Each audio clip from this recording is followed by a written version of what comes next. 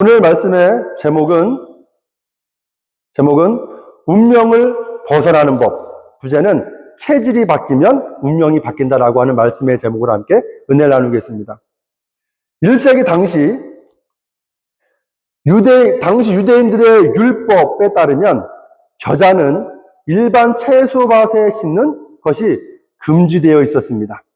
겨자는 번식력이 너무 강해서 한번 밭에 퍼지면 다른 작물, 밀이나 보리의 성장을 방해하고 밭을 망치는 잡초 같은 성향이 있었기 때문입니다. 또한 당대 유대인들에게 겨자씨는 하찮음과 지극히 자금의 대명사였습니다. 이 유대인들의 구조한 율법서인 미슈나 문헌들을 보면 당대 사람들은 눈에 보이지 않을 정도로 아주 미미한 양이나 아무 가치 없는 사소한 잘못을 표현할 때 겨자씨만한 크기다라는 표현을 습관적으로 썼습니다. 즉 경제적 가치가 높아서 귀하게 대접받는 씨앗이 아니라 길가에 널려있는 흔하고 사소한 것이 바로 겨자씨였다는 거예요. 당시 가치 있고 고귀한 식물은 올리브유를 짜는 감람나무, 올리브나무나 성전 건축에 쓰이는 백향목, 또 풍요를 상징하는 포도나무와 무화과였습니다. 이에 반해 겨자는 아무 데서나 제멋대로 자라는 한 해 살이 풀에 불과했으므로 종교적으로나 경제적으로나 전혀 대접받지 못하는 하찮은 존재였다는 거예요. 또한 이 겨자는 귀족들이나 일반 중산층이 좋아해서 찾아먹는 고급 채소도 아니었습니다.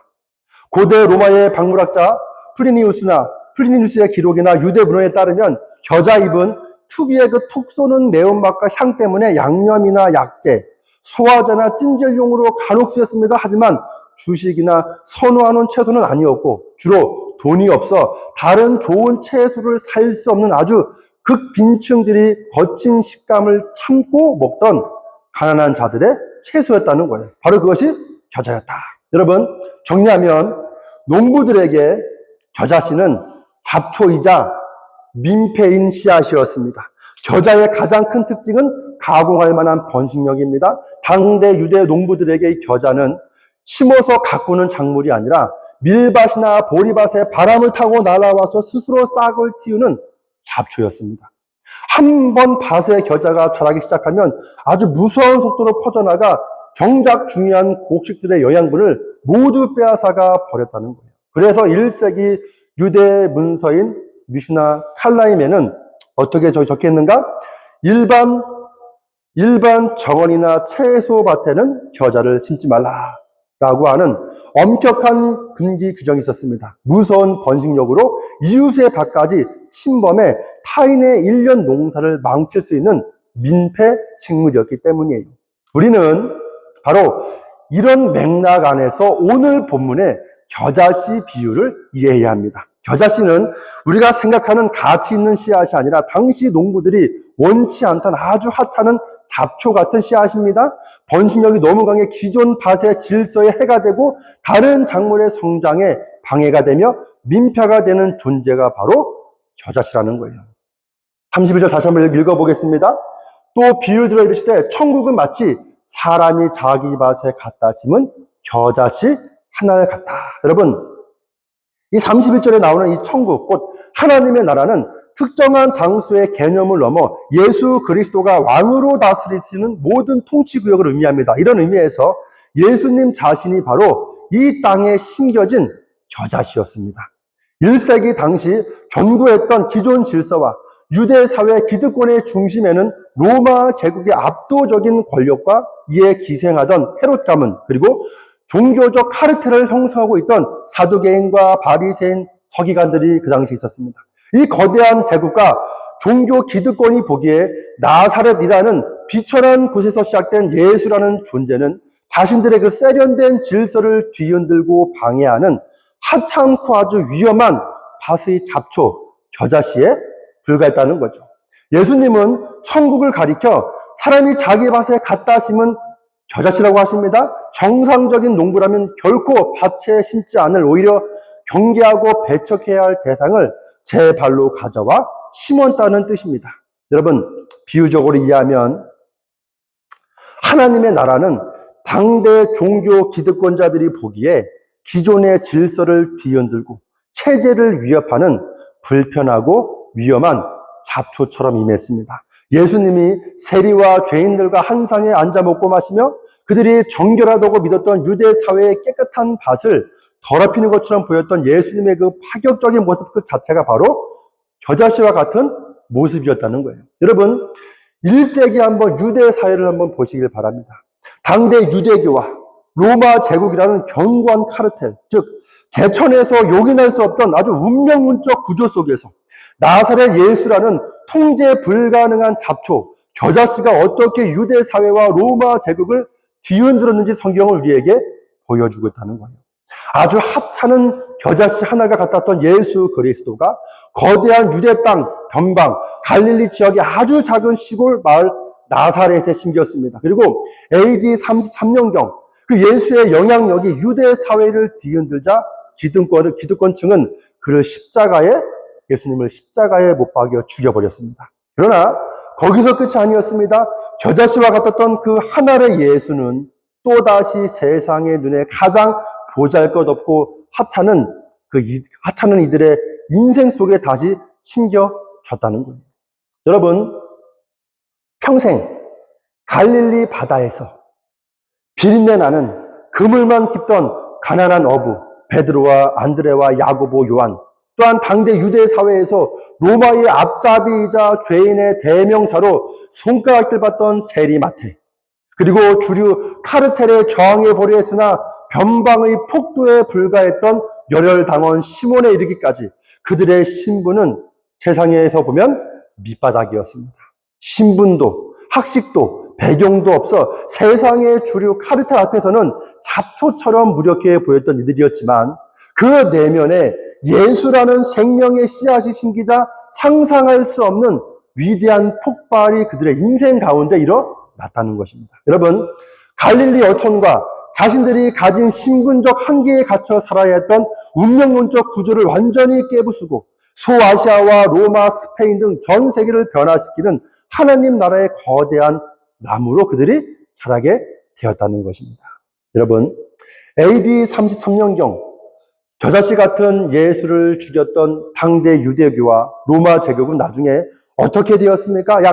예수님을 죽인 이후에 한 300년이 지났을 때 유대 사회를 넘어 그 거대했던 로마 제국마저 기독교를 국교로 삼으며 하찮아 보였던 예수라는 씨앗이 제국 전체를 점령하게 되었다는 사실을 우리는 깨달아야 한다는 거예요. 여러분, 예수 그리스도가 심겨진 나라와 사회, 예수 그리스도가 심겨진 개인의 인생에는 이처럼 놀라운 변화가 일어난다는 것입니다. 반면 예수가 없는 인생과 사회는 어떻게 될까요? 오직 자신이 타고난 역량만큼만 성장할 뿐입니다.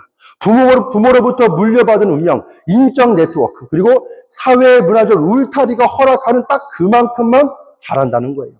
간혹 예전에 어르신들한테 많이 들어보셨죠? 개천에서 용인한다. 개천에서 용인하는 극적인 경우도 있지만 그들 역시 결국에는 사회 조직이 아주 공고한 카르텔과 보이지 않는 진입 장벽에 가로막혀 더 이상 올라갈 수 없는 한계에 직면하게 된다는 거예요. 이처럼 인간은 태어날 때부터 이미 결정되어 있는 운명의 굴레를 스스로의 힘으로는 결코 벗어날 수 없습니다. 여기서 제가 말씀드리는 운명이란 부모로부터 물려받은 재능과 지능, 문화적 배경, 자본, 그리고 건강에 이르기까지 인간의 삶을 규정짓는 모든 선천적 한계의 조건을 의미한다는 거예요. 그렇다면 그 타고난 운명을 바꿀 수 있는 유일한 방법은 무엇일까요? 바로 그 인생에 예수가 심겨질 때 한 인간의 운명이 완전히 바뀐다는 사실을 우리는 깨달아야 한다는 것입니다. 여러분, 왜 그렇습니까?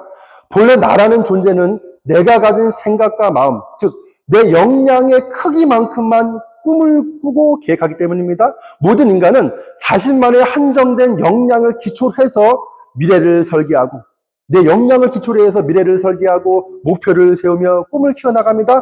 내 역량의 크기가 곧 내 미래의 크기가 되는 우물 안의 삶, 그것이 인간이 벗어날 수 없는 운명의 본질이라는 것입니다. 그러나 예수 그리스도가 심겨진 사람은 그분과 연합되어 있기에 이제 자신의 한계를 넘어 예수의 생각, 예수의 계획, 그리고 예수님의 마음으로 꿈을 꾸기 시작한다는 거예요. 예수님이 누구십니까? 그분은 하나님의 아들이시며 예수님 곧 하나님 자신이라는 거예요. 비록 나는 하찮고 내 역량에는 분명한 한계가 있을지라도 내 안에 만물의 주제이신 하나님이 계시면 내 운명은 달라진다는 것입니다. 여러분, 이제 내 생각이 하나님의 크기가 되고 내 계획이 하나님의 크기가 되며 내 마음이 하나님의 크기로 확장이 된다는 것입니다. 그리하여 마침내 내가 본래 타고났던 그 좁디 좁은 역량과는 전혀 다른 초자연적인 인생을 살게 되는 것이 바로 진정한 크리스찬, 예수 믿는 삶의 본질이다라는 거죠. 여러분, 여기 예수님의 한번 제자들을 보시기를 바랍니다. 베드로와 야고보, 요한은 모두 그 시대의 평범하고 가난한 어부들이었습니다. 그들은 체계적인 교육을 받은 적이 없으며 오직 부모를 보고 배우며 자란 갈릴리 어부였습니다. 성경을 보면 예수님이 부르기 직전까지도 그들은 부모와 함께 배에서 그물을 깁고 고기 잡을 준비를 하고 있었습니다. 부모가 어부이고 부모에게서 고기 잡는 법을 배웠다면 그 자녀 역시 부모와 동일한 삶을 살 수밖에 없는 운명론적 굴레에 갇혀 있었다는 거예요. 당시 유대 사회에서 한 개인이 이 공고하게 굳어진 인생의 틀과 운명을 바꿀 수 있는 방법은 무엇일까요? 간혹 있었어요. 그 당시에 1세기 로마 제국과 유대 사회에 자신의 운명을 바꿀 수 있는 몇 가지 방법이 있었어요. 지금과도 크게 다르지 않습니다. 극히 드문 유일한 길은 무엇인가? 권력과 자본을 가진 유력 가문의 배우자를 만나 혼인을 통해서 신분을 바꾸는 것뿐이었습니다. 아니면 또 한 가지 방법은 무엇이냐? 로마 제국을 위해 전쟁에 나가서 목숨을 걸고 대단한 공을 세워 로마 시민권을 얻거나 국왕의 측근이 되는 길뿐이었는데 하루 벌어 하루 먹고 살던 변방의 시골 어부들에게 그것은 사실상 불가능한 신기루였다는 거죠. 결국 태어날 때 주어진 비참한 신분을 바꿀 수 없는 숙명으로 받아들이고 체념하며 살아가는 것이 그들이 할 수 있는 전부였습니다. 그런데 이 12 제자들의 인생에 예수가 심겨지자 놀라운 일이 일어나기 시작합니다. 평생 갈릴리 작은 어촌을 벗어나지 못할 운명이었던 어부들을 비롯해 사회적으로 손가락질 받던 세리와 변방의 폭도에 불과했던 이들이 이스라엘 전역을 뒤흔들었을 뿐 아니라 소아시아, 지금의 터키와 이집트, 로마 그리고 스페인을 포함한 중동 세계 전체로 예수의 복음을 전하기 위해 뻗어 나갔습니다. 타고난 한계를 완전히 뛰어넘어 전혀 다른 차원의 인생을 살아간 것입니다. 그들은 이제 자신의 욕망이 아니라 자신 내면에 심겨진 예수님의 주권적인 이끄심을 따라 철저히 예수 그리스도의 인생을 살아내는 위대한 나무가 되었다는 거예요. 그 중심에 예수가 심겨지자 11명의 제자들은 본질적으로 전혀 다른 사람이 되었다는 거죠. 여기서 우리는 이제 21세기 이 시대 현대 기독교인들을 한번 생각해 보아야 합니다. 왜 수많은 현대 그리스도인들이 내 인생에 예수를 심었다고 말하면서도 왜 정작 겨자씨와 누룩이 가진 인생의 폭발적인 변화를 경험하지 못하는가? 그 이유는 아마도 제가 3가지로 정리할 수 있을 것입니다. 첫 번째, 현대인들이 예수님을 믿으면서도 삶이 변하지 않는 첫 번째 이유는 무엇인가? 예수라는 씨앗을 내 인생을 아름답게 꾸며줄 교양 있는 정원 화분 정도로 취급하기 때문이라는 거예요. 여러분, 겨자씨의 핵심은 무엇이냐? 겨자씨의 핵심은 통제 불가능한 야성입니다. 일단 겨자씨가 심기면 밭 전체를 뒤흔들고 점령해버립니다. 하지만 우리는 내 인생의 주도권을 여전히 내가 쥔 채 예수님께 내 인생의 정원 한 구석에서 내가 원하는 만큼만 자라주세요라고 요구하는지도 모릅니다. 내 커리어에 방해가 되지 않는 선에서만, 내 자존심을 상하게 하지 않는 선에서만, 내가 계획한 인생의 행로를 방해하지 않는 선에서만 자라주십사. 겨자씨가 자랄 수 있는 토양과 밭의 크기를 내가 제한한다는 것입니다. 결국 겨자씨를 뿌리기는 하되 내 인생의 적당한 화분 안에 가두어 심는 형국이 된다는 거죠. 여러분, 복음은 내 인생의 주인이 바뀌는 겁니다. 예수님을 믿는다는 것은 내 삶의 통제권을 그분께 양도하는 것입니다. 예수가 제대로 심기면 예수님은 내가 스스로 쌓아 올린 안락한 카르텔과 운명론적 질서를 여지없이 헤집어 놓으신다는 거예요. 제가 아는 한 분이 있었어요. 제가 아는 분 중에 중동 선교사로 부르심을 받은 분이 계셨습니다. 그러나 그분이 캐나다에 이주하여 이민을 받고 자녀를 낳고 기르는 동안 이곳의 삶이 너무나 평안하고 익숙해졌습니다. 중동 선교사로서의 사명은 희미해진 채 현실 삶에 깊이 안주하게 된 것입니다. 사실 이 중동 선교란 부부가 한 마음으로 동요해서 감당해도 감당하기 어려운데 캐나다에서 이토록 평안하게 적응한 상황에서 그 사명이 어떻게 다시 일어날 수 있을지 거의 불가능해 보였습니다. 아니냐 다를까 하나님은 그분이 더 이상 캐나다의 안락한 삶에 미련을 두지 못하도록 일하기 시작하셨습니다. 언제라도 떠날 수 있는 삶이 되도록 그분의 삶의 조건들을 하나씩 정리해 가셨는데 그것은 마치 안주한 땅에서 삶의 뿌리를 하나씩 강제로 뽑아내시는 과정 같았다는 거죠. 여러분, 삶의 뿌리를 안주했던 삶의 뿌리를 하나하나 뽑아내시는 과정 같았습니다. 이미 현재의 삶에 뿌리를 깊이 내렸기에 그것이 뽑혀 나갈 때의 고통은 상상을 초월했습니다. 그러나 하나님은 결국 그 아픔을 그분에게 통과하게 하사 하나님이 처음 부르신 원래의 사명으로 그분을 인도하고 계셨습니다. 여러분, 비단 그 선교사님뿐만 아닙니다. 예수님을 믿는 모든 진정한 크리스찬의 내면에는 그 안에 심겨진 예수님의 계획과 마음 그리고 거룩한 방향성이 존재합니다. 왜냐하면 살아계신 예수님이 우리 안에 계시기 때문입니다. 그럼에도 불구하고 우리가 그분의 마음을 따르지 않고 여전히 내 생각과 계획, 육신의 욕망을 고집한다면 하나님은 마침내 우리를 뿌리째 뽑아서라도 끌고 가신다는 거예요. 내가 계획하고 예상했던 세상적 성공에 더 이상 미련을 두지 않도록 내 영혼의 기반을 송두리째 뒤흔드시는 것입니다. 역설적이게도 이것이 우리를 향한 하나님의 가장 깊은 사랑의 표현이라는 거죠. 우리가 세상의 집착과 욕망 속에서 영적으로 골마 터지지 않도록 마치 유능한 외과의사가 환부를 단호하게 도려내듯 우리의 삶을 영적으로 수술하시는 것입니다. 두 번째로 현대인들이 예수님을 믿으면서도 삶이 변하지 않는 두 번째 이유는 무엇인가? 예수님의 삶의 핵심인 겸손과 낮아짐을 거부하기 때문입니다. 여러분, 초대교회 제자들 베드로와 야고보, 요한 그리고 사도 바울이 로마 제국을 뒤흔드는 예수의 크기로 그의 인생을 살아갈 수 있었던 비결은 무엇이었을까요? 그들이 먼저 세상의 눈에 하찮은 겨자씨, 잡초가 되는 대가를 기꺼이 지불했기 때문입니다.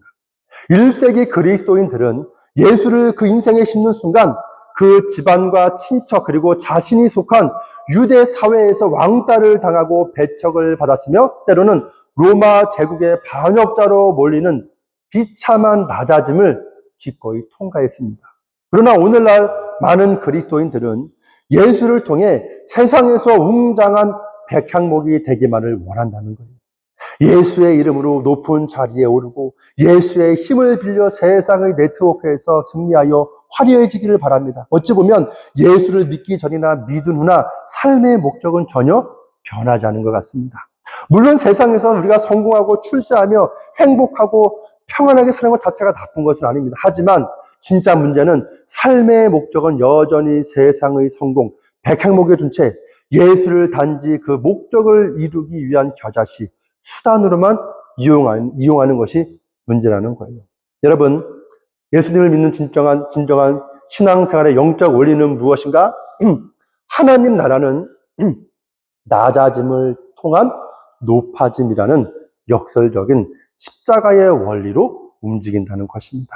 그러나 내 삶의 목적 자체가 오직 세상적 성공과 축복 그리고 평안에 고정되어 있기에 우리는 그것과 반대로 가는 상황을 결코 참고 용납하지 못한다는 거예요. 우리가 하나님 나라의 삶, 즉 예수님이 내 삶의 진짜 주인 되시는 천국의 삶을 살기 위해서는 반드시 통과해야만 하는 하나의 관문이 있다는 거죠. 이 과정은 예외 없이 누구나 통과해야 합니다. 바로 무엇이냐? 누구든지 자기를 부인하고 자기 십자가를 지지 않고서는 나를 따를 수 없다고 하신 예수님의 그 말씀이라는 거예요. 내 뜻과 내 의를 버리고 온전히 주님의 뜻을 따르는 과정, 즉 내 자아가 완전히 무너지고 그 자리에 예수님이 왕으로 서지 않고서는 결코 우리는 끝까지 예수님을 따를 수 없다는 거죠. 여러분, 내 인생이 예수님의 크기만큼 성장하는 것을 가로막는 가장 큰 장벽은 언제나 내 자아입니다. 옆 사람도 아니고 주변 환경도 아니고 항상 내 자아입니다. 내 자아가 깨어지지 않고서는 예수님이 이끄시는 그 광활한 크기의 인생을 결코 살아낼 수 없다는 거예요. 내 자아가 완전히 무너져. 내가 십자가 앞에서 얼마나 비참하고 불쌍하며 초라하고 하찮은 존재인지 철저히 내가 깨달을 때, 또한 그 십자가 위에 예수 그리스도를 바라보며 내가 지금 과분한 사랑을 받고 있음을 진정으로 내가 깨달을 때 비로소 내 안에 예수님이 일하기 시작하십니다. 여러분, 내가 여전히 백향목처럼 뻣뻣하게 고개를 들고 살아내려 하는데 어떻게 내 삶에 겨자씨의 초자연적인 능력이 나타날까요? 복음의 진짜 능력은 무엇이냐? 복음의 진짜 능력은 우리가 세상의 스펙과 자랑을 모두 잃어버릴지라도 오직 예수님 한 분만으로 만족하는 바로 이 복음적 거룩한 무력함 속에서 비로소 그 위대한 실체를 드러낸다는 사실을 꼭 기억할 수 있기를 간절히 소원합니다. 여러분, 세 번째로 현대인들이 예수를 믿으면서도 삶이 변하지 않는 세 번째 이유는 무엇인가? 복음의 누룩이 아니라 여전히 자기 자신의 힘과 노력을 의지하기 때문입니다. 그렇다고 아무것도 하지 말라는 나태하고 게으르다는 뜻이 결코 아닙니다. 인간은 영적인 관점에서 보면 근본적으로 자기 자신을 믿고 의지하는 우리 모두는 다 자기 숭배자들이라는 거예요. 따라서 인간은 스스로를 신뢰하는 자기 우상화에서 벗어나 근본적으로 내 존재를 근본적으로 지탱하고 계신 하나님을 신뢰해야 한다는 의미입니다. 다시 한번 33절을 한번 보겠습니다. 또 비유로 말씀하실 때 천국은 마치 여자가 가루 서말 속에 갖다 넣어 전부 부풀게 한 누룩과 같다. 여러분, 본문에서 이 떡반죽은 스스로 부풀어 오를 수 없습니다. 맹물에 밀가루만 섞어 놓은 반죽은 시간이 지나도 그저 굳어버릴 뿐입니다. 반드시 외부에서 누룩이라는 제3자의 힘이 들어와 반죽 전체를 완전히 장악해야만 한다는 거죠. 겨자씨 비유도 동일합니다. 내 힘으로는 절대 깨트릴 수 없는 운명론적 한계로 가득 찬 내 인생의 밭에 예수님이라는 제 삶의 생명이 들어와 심겨져야만 반전이 일어난다는 거예요. 그런데 신앙생활을 하다 보면 하나님의 인도하심이 세상의 기준이나 내가 세운 타이밍과 맞지 않을 때가 많습니다. 때로는 내 예상과 전혀 다르게 상황이 흘러가기도 합니다. 이때 우리는 내 뜻대로 상황을 통제하기 위해 은밀히 그 씨앗의 성장을 제한하고 다시 내 힘과 의지로 인생을 이끌려고 조바심을 낼 때가 있다는 겁니다. 여러분, 떡반죽을 더 부풀려 보겠다고 누룩 없이 더 열심히 반죽만을 치대는 형국이라는 거죠. 누룩이 없으면, 예수님이 없으면 아무리 열심을 내도 발효가 일어나지 않는다는 거예요. 성령의 인도하심에 온전히 순종하는 것이 아니라 내 의지로 성령님을 끌고 가려는 고질적인 육적 습성이 종종 우리에게 나타납니다. 그리고 그와 동시에 하나님에 대한 원망과 불만이 마음 가운데 자라나기도 합니다. 우리는 은연중에 내가 이만큼 순종하고 기도했으니, 내가 이만큼 헌신하고 노력했으니 하나님도 내 인생을 당연히 좀 보상해 주셔야 하지 않는가라고 우리가 생각할 때가 있다는 거예요. 하지만 여기서 우리가 기억해야 할 핵심이 있어요. 무엇이냐? 떡반죽의 이 발효의 핵심은 무엇이냐? 인간이 손을 떼고 기다려주는 것입니다. 인간이 개입해서 반죽을 계속 치대면 글루텐 가스층이 파괴되어서 빵이 망가진다는 거예요. 누룩이 반죽 속에 깊숙이 침투하여 완전히 숙성되기까지는 필연적인 기다림의 시간이 필요하다는 거죠. 누룩은 반죽 덩어리의 겉표면에만 묻는 것이 아니라 반죽 덩어리 가운데 깊은 중심까지 충분히 스며들어야 합니다. 누룩이 우리의 생각과 마음과 계획과 인생의 중심까지 스며드는 데는 시간이 걸린다는 거예요. 우리는 누룩이 스며드는 시간을 결코 건너뛸 수 없다는 거죠. 그러나 인간적인 조바심은 누룩이 완전히 깊숙이 스며들어 숙성되지 않은 상태에서 왜 부풀지 않느냐고 불평할 때가 있다는 것입니다. 늘 하나님의 때를 기다리지 못하고 주님보다 앞서 나가려고 한다는 거죠. 여러분, 다시 표현하면 육적 체질에서 영적 체질로의 우리는 전환이 필요하다. 우리는 영적 체질로 우리의 타고난 본성적 체질 개선이 되었는지 항상 우리는 내 스스로를 확인해 보아야 한다는 거예요. 세상의 기존 질서대로 흘러가려는 관성과 내 육신의 안락함만을 추구하던 육적 체질에서 내 안에 계신 예수 그리스도의 인도하심에 철저히 순종하는 체질, 즉 주님의 영광을 위해서, 주님의 기쁨이 되기 위해서 기꺼이 성공도 출세도 평안도 내려놓을 수 있는 영적 체질로의 전환이 시급하다는 겁니다. 여러분, 일반 세상 사람들이 어떻게 자신의 성공과 출세와 평안과 기쁨과 성공을 어떻게 내려놓을 수 있겠어요? 못한다는 거예요. 기꺼이 예수님의 영광을 위해서 주님의 기쁨이 되기 위해서 성공과 출세와 평안과 이 모든 것을 내려놓는다? 이것은 영적 체질로 내가 바뀌어지지 않는다면 도저히 가능하지 않는다는 거죠. 여러분, 이 영적 체질 개선의 핵심은 내 안의 생각과 계획을 일단 멈추고 외부로부터 겨자씨와 누룩이 끊임없이 침투하듯 예수 그리스도의 말씀을 끊임없이 듣고 읽는 훈련이 꾸준히 지속되어 영적 체질 개선이 원활하게 이루어져야 한다는 것입니다. 여러분, 내가 호흡하듯 자동적으로 스며드는 영적 사이클이 필요합니다. 영적 훈련이 일회성 이벤트가 아니라 삶의 체질이 되어야 한다는 거죠. 일회성 성경 읽기, 일회성 기도 생활, 일회성 헌신이 아닌 지속적이고 꾸준하며 끊임없는 훈련이 삶 속에 지속되어야 한다는 거예요. 나의 익숙한 내면의 음성을 차단하고 자기 중심적, 자기 보호성, 익숙한 내면의 음성을 차단하고 주님이 무엇을 원하시는지 그분의 음성에 철저히 집중하는 훈련이 매일의 삶 속에 루틴으로 스며들어야 한다는 것입니다.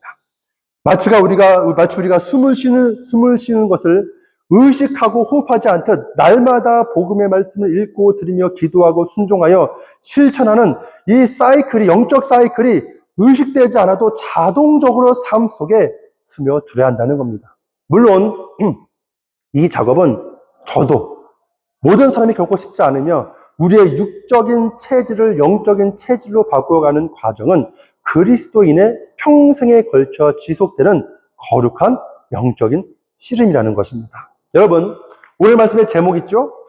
운명을 벗어나는 법, 부제, 체질이 바뀌면 운명이 바뀐다. 우리의 인생 밭에 예수가 심겼는데도 변화가 없다면 우리는 예수를 심은 것이 아니라 우리의 욕망, 욕심 위에 예수라는 이름을 덧칠한 것일지도 모릅니다. 우리의 역량과 힘으로는 결코 내 인생의 운명을 바꿀 수 없습니다. 갈릴리 어부들의 절망과 나사렛의 비천함 속으로 기꺼이 걸어 들어가신 예수 그리스도를 보십시오. 세상이 침뱉고 뽑아버린 그 하찮은 십자가가 온 인류를 살리는 구원의 나무가 되었다는 거예요. 내가 세상에 백향목이 되려는 마음을 내려놓고 내 인생의 밭에 떨어진 예수 그리스도라는 겨자씨와 은혜의 누룩에 나를 완전히 맡길 때 비로소 우리의 인생은 나의 한계를 뛰어넘어 세상이 와서 쉼을 얻는 거대한 하나님 나라의 나무로 자라게 될 것입니다. 나는 내 한계를 넘을 수 없습니다. 나는 내 운명을 바꿀 수도 없습니다. 제3자가 오셔야 가능함을 꼭 기억할 수 있기를 간절히 소원합니다. 다 같이 우리